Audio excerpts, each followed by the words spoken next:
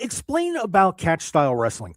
If for fans that may not be familiar with that, what's the different? What are the differences between that and what we typically see in a WWE or an AEW?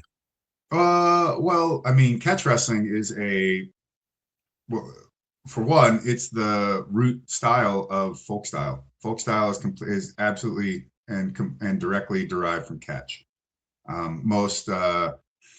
Most wrestling, a lot of times in these regional styles, would be as soon as you get a turnover, the match is over, or as soon as somebody is touching more than just say the bottoms of their feet on the ground, the match is over.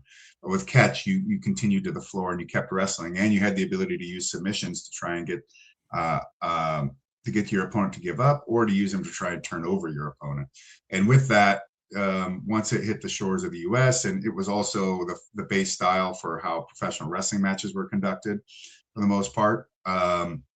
It took on a life of its own and eventually was developed into folk style wrestling. And I've seen some people out there be like, "Oh, freestyle wrestling is the direct descendant of catch," and it's like, well, no, Well, they called it freestyle wrestling in an Olympic games once, but it was catch. They called it freestyle because they wanted to delineate it from any other kind of regional or tribal or ethnic style that was out there that people were doing.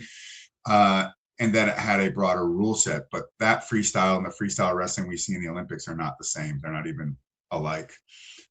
Just the same as like Greco-Roman was actually invented by the French. So it is not actually Greco or Roman, but that's okay because it does comprise some of the elements of some traditional folk styles of wrestling. So it's good for that. And bringing those competitors into uh, a competition environment that they also show up with weapons to bear, and everybody can go and employ their various techniques that they've learned wherever they come from, no matter the style. If it was similar enough in terms of its upper body takedown emphasis, then yeah, you could go out there and succeed.